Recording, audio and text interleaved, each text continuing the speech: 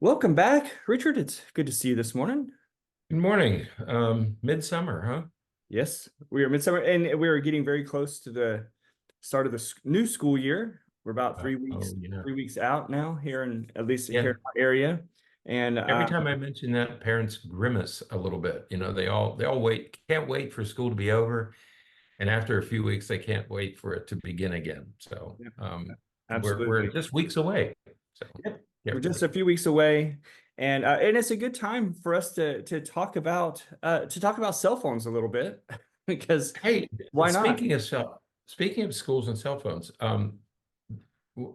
is there a new rule in Florida about whether they can bring them into class or not? Has that been I know, I don't know instituted? about Florida as a whole, but I know that a lot of school districts are working hard to to minimize the use of cell phones, especially now in the day that they have most schools or many schools at least.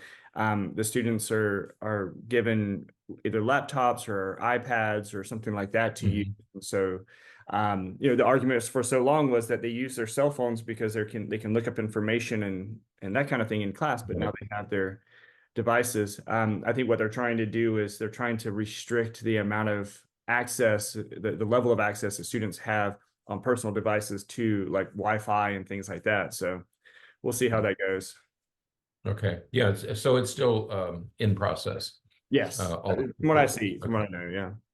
But you know Right. what, So the that's article we're kind going to of talk about today is an article that you found. right.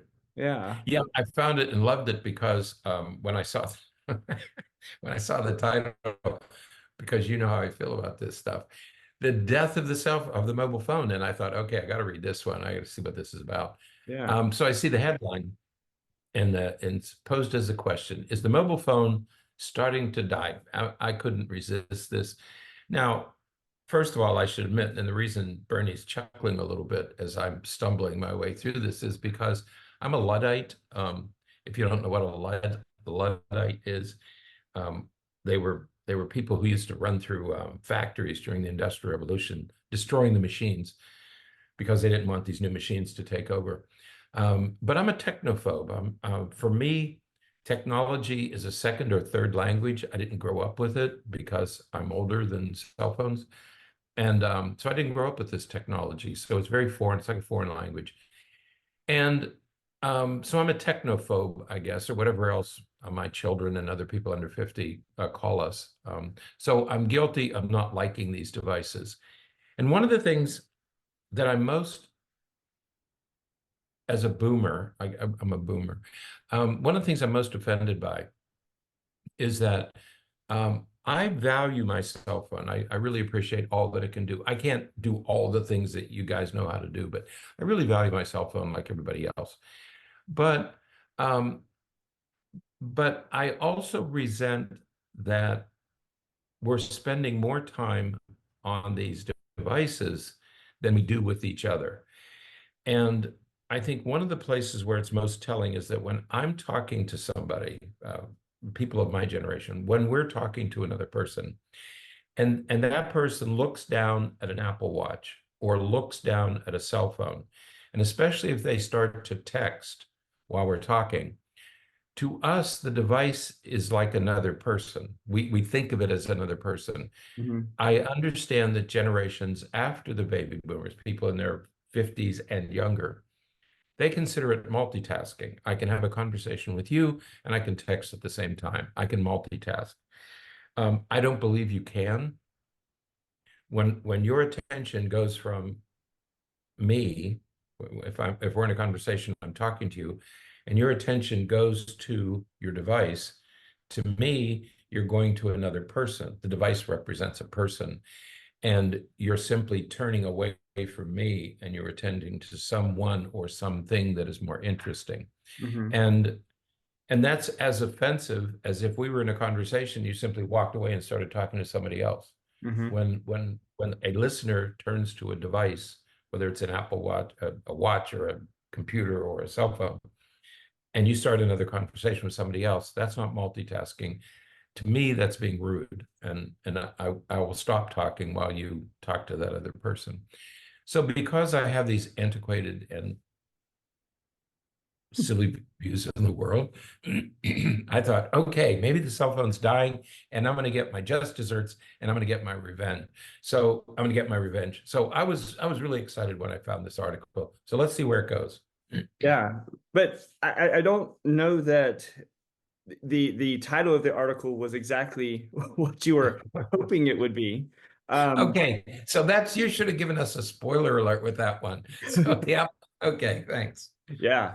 So, but if we think about it, there's a lot to be said about the cell phone and the mobile phone, because over the past 14, almost 20, 15, 20 years or so, cell phones have obviously exploded. I mean, they are everywhere. I can remember when I started grad school in early 2000s. We had cell phones, but they couldn't do anything like they can do now.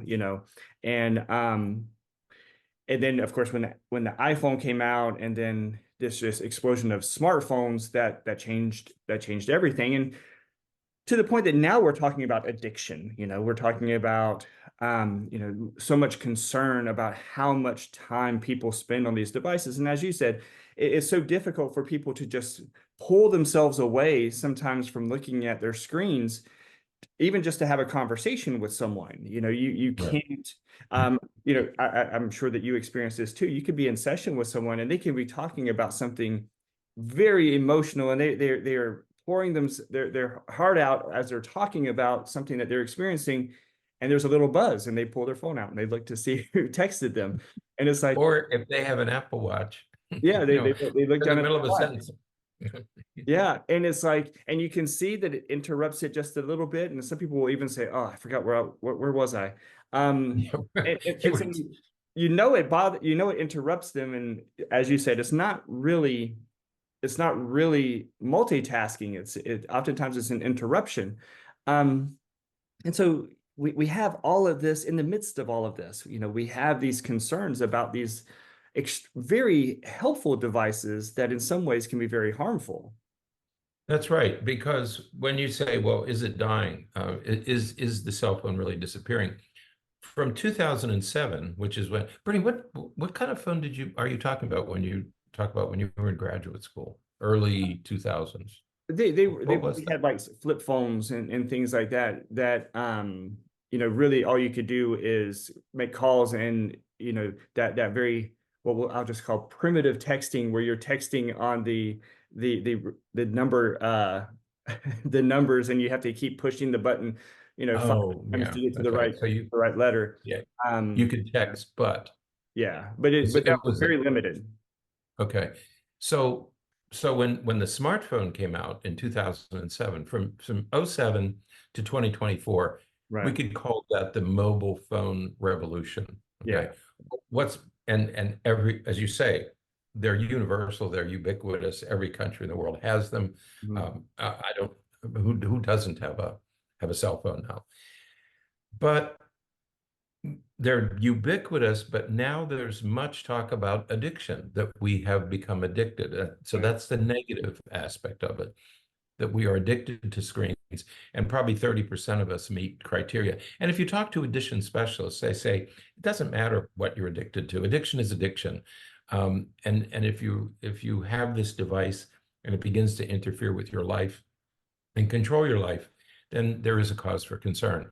So from an addiction standpoint, this object of desire, this very valuable tool that we have, is now being seen as a harmful device. Okay, Right. so there's this shift in thinking about how we feel about cell phones, and more of us are beginning. We used to think our children were addicted, and I think we're beginning to realize that adults too are addicted. Yeah, Okay, but I think that the wild thing is that while we say those things, but while we say, okay, there's addiction, and we have done many podcasts on our perspective of using the word addiction when it right. comes to cell phones and things like that. But at the same time, that said, in just a few weeks, when our kids go to, school orientation, for example, um, most classrooms, not every classroom, but most classrooms, the teacher's going to have probably going to have a QR code that the parent takes a picture of, and it will download to their, give them access to a site or a page that has, a Google Doc or a school supplies list or other information about the teacher or about the class or about these kinds of things, or just other resources that are needed.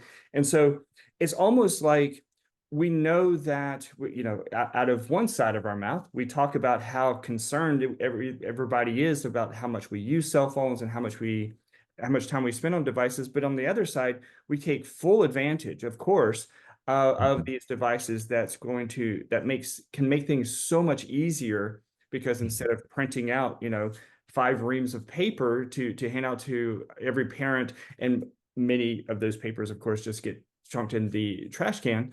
Now you can just give them a QR code and they can access all of this stuff on their computer or on their phone, and fill out the paperwork later. So it is a very mixed messages, I think, that we get sometimes when we're dealing with these issues. Right. And so that's one of the things that's happening when we talk about the demise of the cell phone, is that we're beginning to see it as maybe it has some harmful aspects. Right. The other thing is, and this was a bit of a surprise, the sales have gone down. The number of cell phones being ordered and sold is going down. In 2017, this happened in 2017. So if the revolution was from 07 to 24, beginning in 27, sales began to stagnate. They became stable. And in 2022, there was actually an 11% decline in sales. Even at the Christmas rush, there was an 18% decline. So we see these two things at work. Maybe maybe there is an addiction, and maybe we are too dependent, maybe we do use it too much, and it might be harmful, and there's been a reduction in sales. Does this mean that the cell phone is dying, or the cell phone, that we should think about the cell phone is in its last days?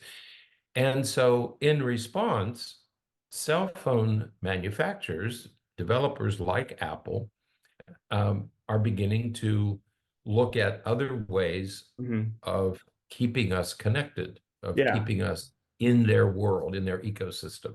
Absolutely. And I think that, I do think it's important to recognize that there may be other explanations for why sales are down and some of those other things. Obviously we can talk about the economy and the fact that some of these phones cost a few $1,000s if depending on which model you're getting. But also I think we have to recognize that they're also making cell phones now that are much more durable. Cell phones can last a lot longer. Right. I was talking to somebody the other day, and they had an iPhone, and it was I don't even remember now which model it was. It was like an 11 or an XR or something like that. And when you start thinking about it, that's an old phone.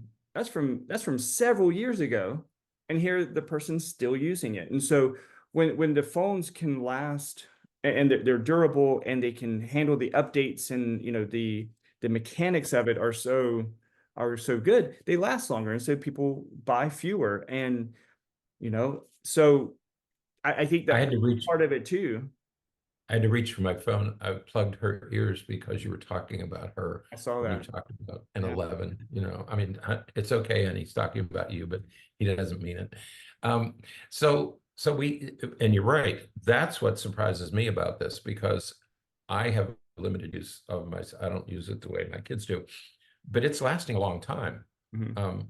You don't need all this. I mean, just update it and it keeps working. So you're right. There's a stability. There's an endurance that these phones have that the earlier phones didn't.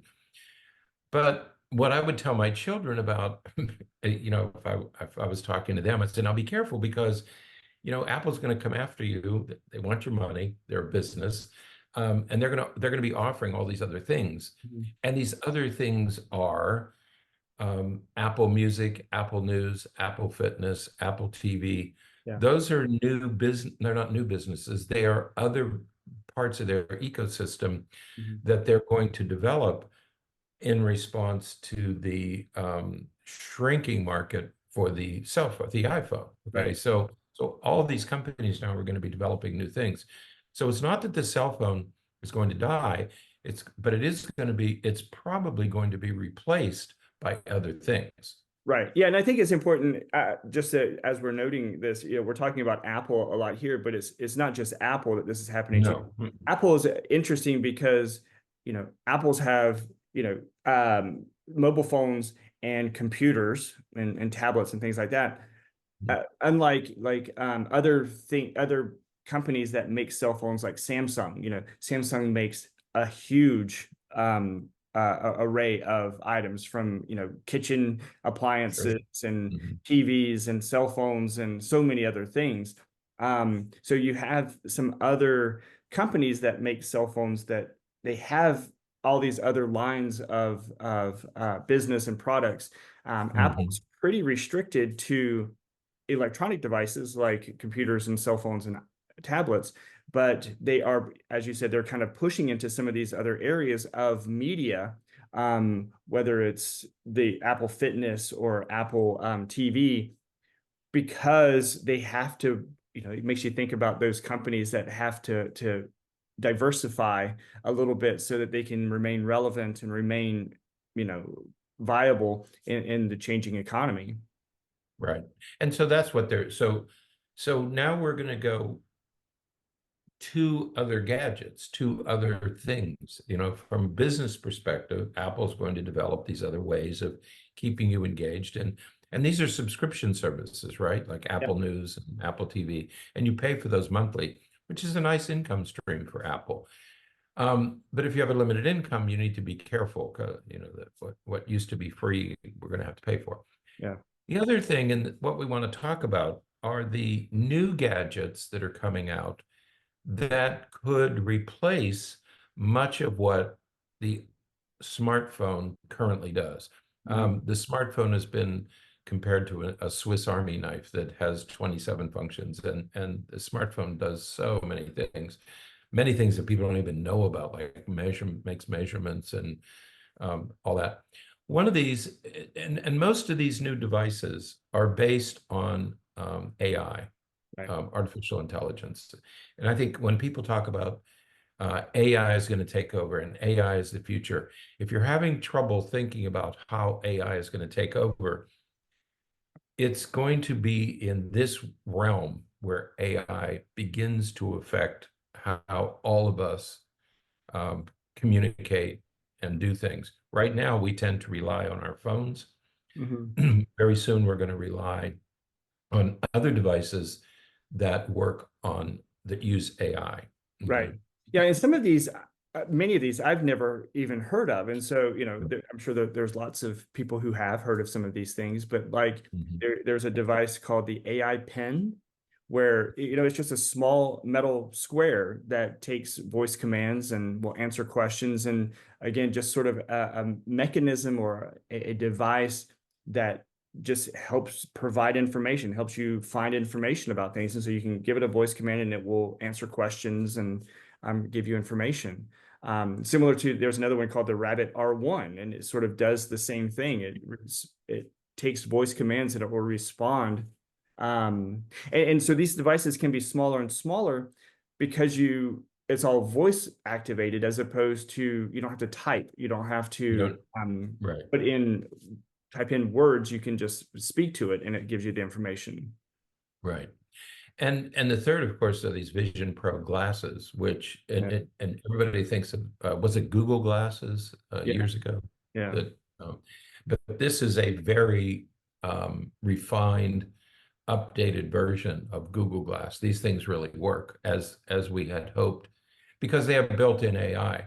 Yeah. And both Lucid, the company Lucid, and Meta, of course, is Facebook and Instagram and all that, have their own smart glasses. So Yeah. this is going to be an expanding market, and there may come a time where we all walk around with these glasses. And the advantage is, like an Apple Watch, it's wearable and it's small, it's tiny, but all you have to do is, for example, with AI PIN, if you think of the square, the thing we use for purchases, okay, Mhm.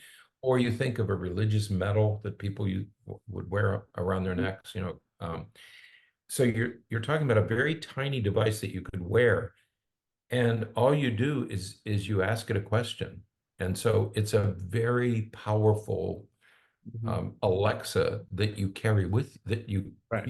you wear either it's either in your glasses if you have Vision Pro glasses, or you wear it around your neck, or you have it dangling from your purse, or you have it in your pocket. Yeah. And all you have to do is ask a question, and it will tell you everything you want to know. You don't have to type. You don't have to use an app. You don't have to go. You want to say, "Give me the directions for such. Give me the directions to the International Mall." And it will give you those directions. AI will give you those directions in voice. Yeah. You don't have to read anything. Yeah. So it looks like these very tiny voice activated devices are what the future is probably Yeah. going to bring. Yeah. So we've gone from this where all of the devices came into one, where we took, of course, laptops and DVD or movie players and music Mhm. players and recordable devices, recordable technology, and all of that combined into a cell phone. Right. Referring to that as like e pluribus unum. Yeah. Many, Mhm. there's one. And now here we are, yes, we have our cell phones and we have that access, but now we're switching to perhaps these other devices, maybe wearable devices, like watches and glasses and some of these other things to, it sort of expands the influence that this technology has in our life. And Mhm. and again, just thinking about how that's going to affect us as we move forward in our society. Yeah, I can remember a young fellow. He was just starting out in business. He was a recent college graduate, and he was working in marketing or something. He was in business. And this was probably more than 10 or 12 years ago. And he said, I don't even need a computer anymore. I can just do everything on my cell phone. I couldn't do everything on my cell phone, but he was computer literate. He had grown up with this technology. And he said, I don't even need a computer anymore. Much, that's how advanced this cell phone had become by the 2010, 2012. Yeah, And it took all these devices, and as he said, I can do everything on my cell phone. yeah, The future is going to be probably multiple devices. You're going to have your cell phone because you need the screen. Most of us we're not ready to get rid of the cell phone. We just can't. And you need the screen to do some things. You can't do everything by voice. But we're going to have multiple devices, and we're going to replace apps with AI voice activation and voice communication, where you just speak and somebody speaks to you. And the future this is a person to machine communication, but it's going to sound like we're really talking to somebody. Okay. right, And we've already begun to get that. I was on contacting a business the other day. I forget, I was setting something up in my home, and I was obviously I wasn't talking to a person, but it really felt like I was. right. Yeah, I remember in the I think it was like the late 90s, early 2000s. Do you remember the advent of the PDA, not public displays Yeah, as a yeah. reflection, Mhm. but the personal device assistant, I think is what it stood for. But it was basically a electronic device that you could do your calendar and do things like that in. It wasn't nearly as sophisticated as even the iPhone is, but and all the other smartphones are. But this little PDA, and you had this little pencil that you could use, and you could write Right. with it and everything like that. It was very fancy. But what's going to happen in this future that we're talking about is, we're going to have really true personal assistants. I mean, Right. we're going to have a device that you can talk to that's going to Mhm. give you immediate information. Right. And as AI continues to be refined and informed and continues to grow, that information is going to be more and more reliable. Right. Sometimes you have to be a little bit careful what AI is providing, but it's going to get better and better. And because we're using speech, it's going to get faster because we can say a sentence or we can ask a question verbally faster than we can type a question. And so I think, that's yeah, going to make it really fast. right. I think that's where the AI is offering a huge advantage because speaking is faster than writing, right? And so that's what we're going to get. Right now, if you want to check on an airline flight from somewhere, you have to go into an app. You have to go to the Southwest app or the United app or the airlines app. There'll come a time when you can just you have your glasses on and you can say, hey, what is the status of flight 1067 from Seattle to Tampa? And it will look it up and tell you. You don't need the app. You're just going to be able to ask questions like that, and AI is going to be able to provide it. So think of Siri or Alexa with a massive amount of information that it can access and provide back in human voice. Right. Yeah, we'll still have screens because of Yeah. videos and pictures and images and things like that. But yeah, I think that a lot of this is going to shift. And so what does that, I think we have to think about what that means. I think on some level, there's the possibility, let's say possibility, that we'll spend less time on tech because things will be faster. Right. That's not true.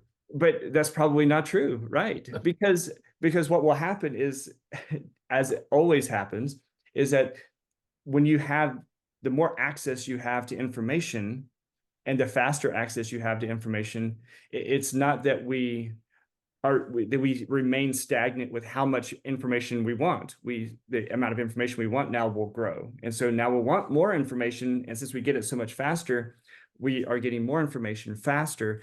And so we're going to still spend probably as much time on devices and now on multiple devices. Right. And so You the were two talking takeaways earlier here. about, if you're talking to somebody and they go on their phone and start to text somebody, if somebody's wearing smart glasses and you're talking, you won't have any idea what they're looking at through their glasses. Well, and the other thing is, and this is my recurring nightmare. We began this conversation by saying people diverting their attention to their wrist or their device. I'm imagining a world in which people are chattering. Everybody's talking at one time to their little devices because they're all asking different questions. So now instead of with their head down looking at things, they're going to be chattering like little squirrels. It already happens when you go to the grocery store and you see people walking around by themselves and they're just talking. I said, well, who are they talking to? How are we going to know that it's not a hallucination? Right.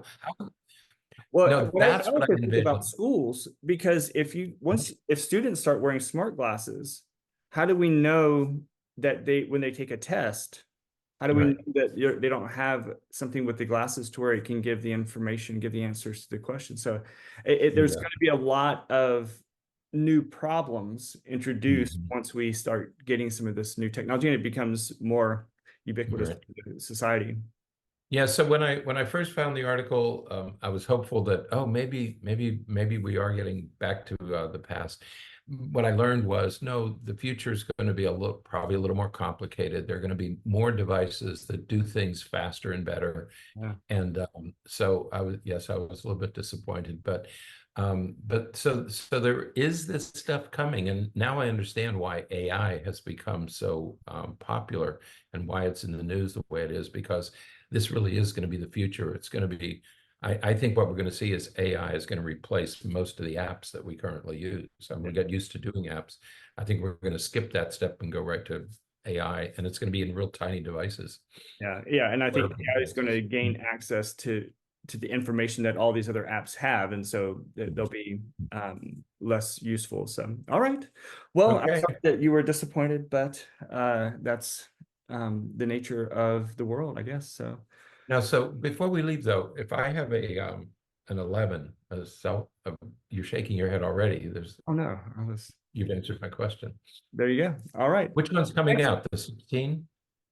I I don't. think it's the 16. I Yeah. think that's what would be next. Yeah. So, all Okay. right. Well, until next I'll time. get there. Okay. One day. Stay happy, stay healthy, and forget to be afraid.